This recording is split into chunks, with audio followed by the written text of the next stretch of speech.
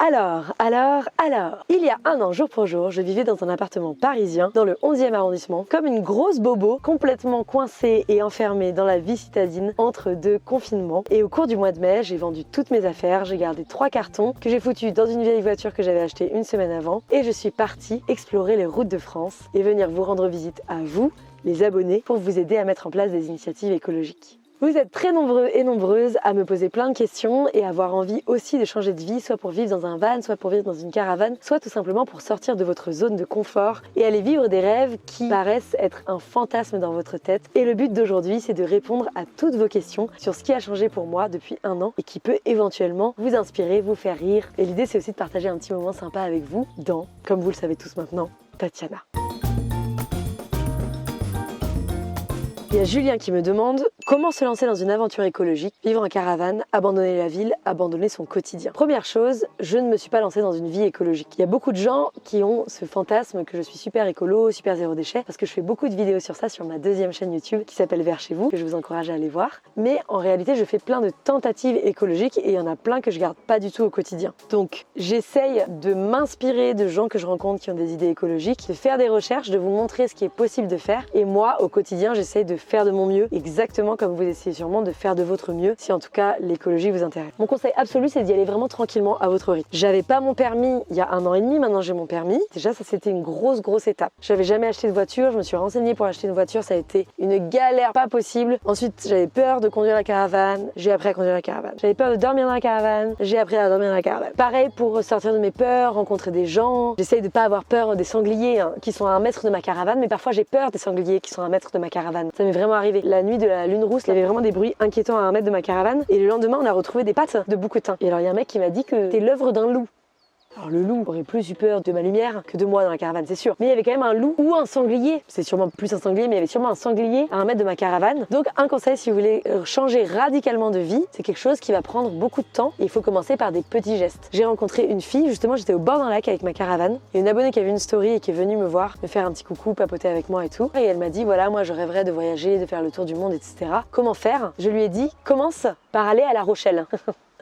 C'est super de vouloir faire le tour du monde en voyageant. Ce qui est difficile, c'est de voyager seul. Donc même si tu voyages à La Rochelle seul pendant 3 jours, c'est utile pour si plus tard tu veux aller au Pakistan toute seule en van. Ça, c'est vraiment génial comme question. Il y a Sam, le naturaliste, qui me demande si j'ai des coups de mou ou des blues. Très peu dans la caravane, beaucoup moins que quand j'étais citadine. Ou même en ce moment, je retourne pas mal à Paris pour des projets professionnels et parfois je reste à l'hôtel ou dans des Airbnb. Et je me rends compte que quand tu as un lit confortable, tu passes pas mal de temps à te morfondre. Ici, le matin, il fait 4 degrés. J'ai pas le temps de me morfondre. Donc j'ai encore des coups de mou parce que je suis super émotive, émotionnelle dans tous les sens. Bien sûr, je continue à pleurer dans les jupons de Louane. Mais globalement, je pleure beaucoup moins que l'année dernière. Beaucoup moins flemmarde. Genre dès qu'il faut faire un truc, je le fais, je m'y mets, tu vois. Je procrastine pas ni pour les tâches ménagères, ni pour faire les courses, ni pour partir en voyage, ni pour appeler des gens, ni pour écrire des vidéos, etc. Je procrastine pas, je fais les choses parce que ça me ressemble plus, c'est plus naturel. Et j'ai l'impression d'être à ma place et au bon endroit. Et aussi le fait de pas avoir de confort, vraiment, ça évite la glandouille. Je vais plus le faire genre un jour toutes les 3 semaines, Netflix and chill toute la journée. Je mange du chocolat, je commande à manger, je me masturbe.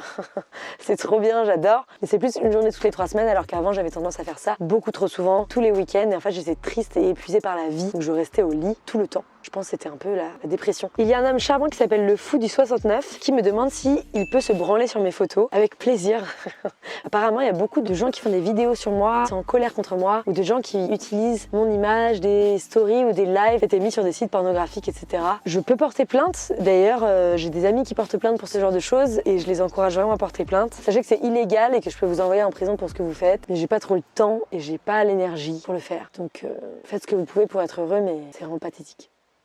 Serait-ce possible de trouver avec moi des solutions écologiques en ville? Oui, cet été je pense que je vais pas mal passer de temps à Nantes et à Paris. Je vais aller en ville l'été parce que je fuis les endroits trop touristiques, parce qu'il y a beaucoup de choses écologiques à faire en ville. D'ailleurs, il y a une autre idée reçue, c'est que quand tu vis à la campagne, tu as un mode de vie plus écologique que quand tu vis en ville. Ça dépend. Si tu vas au Leclerc toutes les semaines, si tu prends ta voiture tous les jours pour aller au travail, je comprends très bien que des gens aient besoin de faire ça pour travailler, mais presque sûr que tu as un mode de vie moins écologique que quelqu'un qui vivrait en ville, qui prendrait les transports en commun et qui ne commanderait pas à manger chez Deliveroo tous les jours, quoi. Mais à long terme, la vie la plus écologique qui soit, c'est quand même de vivre en communauté, pas genre à 10 dans une maison, mais plus dans des villages ou dans des petites villes. Selon mon point de vue, c'est ce qui nous amènera le plus à la résilience face à ce futur incertain qui arrive.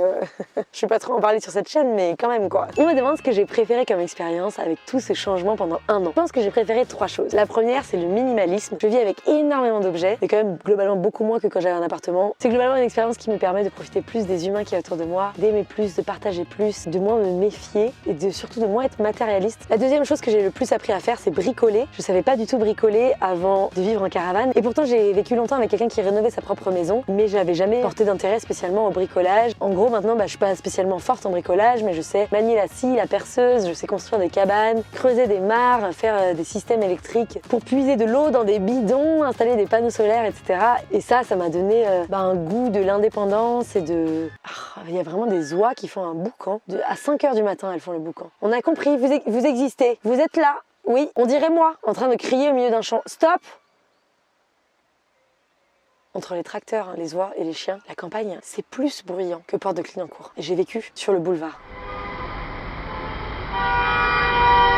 Et la troisième expérience, le fait de ne pas avoir de confort. Un an sans confort, c'est un an à confronter ses peurs, à aller au combat, à faire semblant que tu sais tout faire alors que tu sais rien faire, à rencontrer des gens, à accepter la différence, à comprendre que si l'écologie, elle se fait pas comme ça, parce que tout le monde a une vision différente de l'écologie et que tout le monde a un peu raison et tout le monde a un peu tort. Et du coup, j'essaie de prendre le meilleur chez les bobos parisiens qui ignorent complètement le quotidien d'un agriculteur et chez l'agriculteur absolument incroyable qui fait tout pour pouvoir nourrir la population mais qui méprise les bobos parisiens. Mon idée à long terme, c'est de créer le dialogue entre toutes ces personnes et de leur dire vous souhaitez la même chose, la survie de l'humanité et préserver les terres. Venez, on crée de l'intelligence et de l'écoute et de l'entente et on va faire un projet incroyable. Ça va être fou. À chaque fois que je vous dis de me poser des questions, je reçois environ 50 messages par semaine qui me demandent comment je me suis remise de mon chagrin d'amour. Car oui, je me suis remise de mon chagrin d'amour. Et bientôt, j'ai une vidéo qui va s'appeler Chagrin d'amour, un an après. Elle va sortir. J'espère qu'elle pourra vous inspirer si vous subissez un chagrin d'amour, si vous êtes malheureux, si vous souffrez. Cette vidéo va être incroyable, elle me demande beaucoup de travail. Ça fait genre 6 mois que j'essaie de la sortir et à chaque fois, j'ai de nouvelles choses à raconter. Donc j'espère qu'elle vous plaira.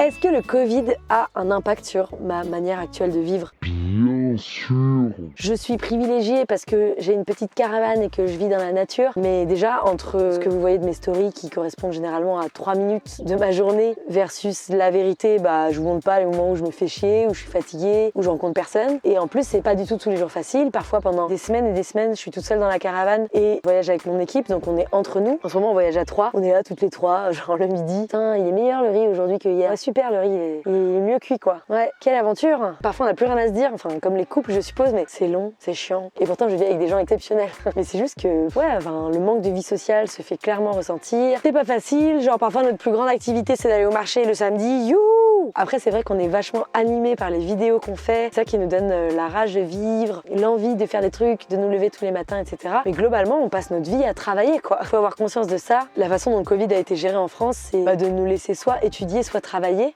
Mais ça a enlevé toute la vie sociale, le divertissement, le sport, la créativité, l'art, etc. Et ça me manque énormément. J'ai envie d'aller au cinéma, j'ai envie de créer des spectacles avec des gens. J'essaie de faire des films depuis des mois et j'y arrive pas parce qu'à chaque fois j'ai peur que ce soit annulé, j'ai pas envie qu'on soit tous masqués. J'ai hâte que ce soit fini, surtout pour les autres parce que je pense être privilégiée et je ne souffre pas de cette situation parce que je m'adapte absolument. Et ça me manque de me marrer et d'entendre des rires d'humains dans une salle de spectacle au lieu des oies qui piaillent comme Jaja. Que se passe-t-il ? Que se passe-t-il ? Comment tu ne craques pas pour aller dormir dans le chalet de ton équipe quand il fait froid ? Je craque et je vais dormir dans le chalet de mon équipe quand il fait froid. Parfois, je me laisse surprendre par le froid, donc je kiffe trop dormir dans la caravane, mais au moins 2 nuits par semaine, je ne dors pas dans la caravane. Je dors au chaud, sous une couette, sur un canapé déplié. Mais ici, c'est chez moi. Tu vois ce que je veux dire ? Quand tu vas dormir chez des potes, même si c'est super confortable chez tes potes, c'est pas chez toi. Ici, c'est chez moi. Comment faire pour ne pas tomber amoureux de moi ? Je sais pas. Non, je suis super autoritaire, je suis super émotionnelle, je passe ma vie à travailler. Donc là, clairement, il y a mes meilleurs amis qui ont fait 6 heures de train pour venir me voir et je suis en train de tourner la vidéo. J'ai des poils sur le nombril. Je préfère clairement mes amis à mes amours. Je préfère clairement faire des films que sauver mon couple. J'ai pas de couple, mais je me souviens qu'à l'époque, c'est clair. Je ne sais pas m'occuper d'un animal de compagnie. Je ne veux pas avoir d'enfants. Je suis insensible devant les bébés. Je veux dire, ils sont là, c'est chouette de les voir, ça me touche pas, voilà. J'ai un poil sur le menton. Et bon, bref, j'ai vraiment beaucoup de défauts qui font qu'il y a beaucoup de raisons de ne pas tomber amoureux de moi. Par contre, je pense que je suis quelqu'un d'exceptionnel. Et je comprends aussi les gens qui tombent amoureux de moi. Comment tu mettrais à l'aise quelqu'un qui t'a suivi par amour dans ce mode de vie? Personne m'a suivi par amour. Non, il y a 2 amants. Il y a un amant qui a essayé genre 2 semaines et il y a un autre amant qui vient souvent me voir, que j'aime du fond du cœur. D'ailleurs, je te le dis dans cette vidéo, Théo, je t'aime. Et je le vois souvent, mais il ne peut pas me suivre dans ce mode de vie. C'est un délire. Je vis en caravane, je vais chez les gens, j'ai aucun confort, je squatte chez tout le monde, je me crois chez moi partout, je suis chez moi nulle part. Je vis avec mon équipe avec laquelle je travaille, qui parfois m'aime et parfois me déteste parce que je suis leur patronne. Enfin, les gens ont du mal. Donc cet amant que j'aime fort, que je vois souvent, je l'aime fort, mais lui aussi a une vie complètement folle. Et du coup, c'est un délire quoi. Personne me suit dans ce mode de vie. Vous êtes naïf. Hein. Quelqu'un me dit ça va faire bientôt 1 an qu'il m'a quitté et je me sens coupable de ne pas être guérie. Encore une fois, il y a plein de gens qui m'écrivent sur des chagrins d'amour qu'ils subissent depuis des années. C'est un combat, c'est quelque chose de difficile. Tu n'as pas à avoir honte d'être encore triste. Ça a fait partie de ta vie. Il n'y a que les psychopathes qui éliminent les gens comme ça de leur vie. C'est normal que tu sois encore triste et ce n'est pas une honte. Sois toi-même. Own your sadness. Tu vas devenir quelqu'un d'incroyable grâce à ça. Et je connais plein de gens, des hommes et des femmes, 3 ans, 4 ans après, en souffrent encore en partie, mais découvrent des choses incroyables grâce à ça aussi. Donc c'est qui tu es maintenant. Accepte-le et quand tu es triste, sois triste. C'est comme ça. Tu te vois où dans 5 ans? Je ne sais pas du tout. Vraiment, je ne vis pas dans le passé et je ne vis pas dans le futur. Je suis très moment présent. Je prévois ma vie en général à 3-4 mois. Et mes 3 prochains 4 mois, mes 3-4 prochains mois plutôt, vont être joyeux, plein de rencontres et de découvertes. Ça va être fou. Et dans 5 ans, je me vois entourée de mes amis que j'aime et qui m'aiment, qui sont là à m'attendre pendant que je fais le tournage, dans la joie et la bonne humeur autour de la vie. Il y a quelqu'un qui me demande comment on fait pour le minimalisme, un petit guide STP. Là, je vais vous faire plein de vidéos. J'ai une vidéo qui va sortir où je vous fais le tour de ma garde-robe. Ça va s'appeler le dressing tour de Swan Périssé. Ça va être ridicule et drôle. Pour être minimaliste, il faut faire des tas. Des choses que tu adores et que tu mets, dont tu te sers tous les jours ou à chaque fois que tu t'en sers, c'est génial. Des trucs que tu mets moins ou qui t'apportent un peu moins de joie. Et des trucs vraiment que tu trouves moches ou tu sais pas pourquoi tu les gardes, etc. Et commence par te débarrasser du 3e tas. En le donnant, bien sûr, ne jette pas. Donne ces choses-là parce qu'il faut bien les recycler, c'est important. Favoriser l'économie circulaire. Et je vais faire plein de vidéos sur le minimalisme. J'espère que ça va vous plaire. J'ai trop hâte. On a commencé à tourner. C'est incroyable. Et c'est beaucoup de travail parce qu'on essaie de filmer les objets de façon fun et intelligente. Et ça m'excite trop. Dites-moi dans les commentaires si ça vous plairait de voir ça sur ma chaîne. J'ai hâte. N'appréhendes-tu pas de ne plus avoir de repères et de te perdre psychologiquement parlant? Quand je suis partie pour vivre en caravane, j'étais prête à le faire. Bien sûr, j'avais peur de mourir, mais j'avais beaucoup de piliers dont on a besoin pour être heureux. En ce moment, j'ai une famille que j'aime et qui m'aime. Je suis confortable financièrement. J'ai un travail, j'ai des amis et j'ai des amants. Il y a des gens qui ont besoin d'un amoureux. Moi, j'ai des amants. J'en avais pas quand je suis partie en caravane. Mais en gros, le fait d'avoir déjà tous ces piliers me permet d'être très stable psychologiquement parlant. Quand je me suis faite larguer et que j'étais très triste, je sentais que j'étais pas prête à quitter mon appartement parce que c'était l'un de mes piliers, l'une de mes stabilités très importantes. À l'époque, je m'étais fait larguer et la même semaine, j'avais quitté Maison Grise. C'était un collectif d'autres youtubeurs avec lesquels je travaillais. Et en gros, je me suis dit que j'étais pas prête à partir, à quitter plein de repères, notamment la ville dans laquelle j'avais grandi, etc. Je me suis dit c'est trop tôt. Si vous sentez que c'est trop tôt pour vous de vivre votre rêve parce que vous n'avez pas assez de repères ou de stabilité émotionnelle, le faites pas. En revanche, si vous mettez des fausses barrières dans la tête alors que vous avez des sous sur votre compte en banque, vous avez des amis, vous avez un amoureuse ou un amoureux ou une personne qui ne se définit pas en tant que binaire, amoureuse, et que juste vous procrastinez parce que vous avez peur, foncez. Genre poussez ces barrières mentales, faites votre rêve. Je parle pas de vivre en caravane, je parle juste d'aller au bout de vos envies et de vos rêves quoi. J'ai ma boucle d'oreille qui est tombée. Ça c'est dur, ça c'est vraiment dur. Puis après je vais vous laisser. Je vais revenir avec Louane répondre à 2-3 questions tout à l'heure. Ça va être rigolo comme tout. Ok les amis, entre temps c'est la nuit. On a bu 2-3 coups, on peut le dire. Et je suis ici réunie. Enfin on n'est pas réunis en fait, ils sont dehors parce que la caravane est trop petite. En gros, je suis avec tous mes potes avec qui je suis restée avant d'emménager dans la caravane. Il y a toi, il y a Jémile, il y a Julie, il y a Mathieu. Oui, on est avec tous les copains quoi. Les copains qui ont vu la naissance de la caravane. Et l'avant et l'après, on a vu quoi. Les abonnés m'ont posé des questions sur qu'est-ce qui a changé depuis 1 an. Ouais. Donc là, on les lit et on répond ensemble. Ok. D'accord? Vas-tu venir en Champagne-Ardenne? Ah oui, sans doute.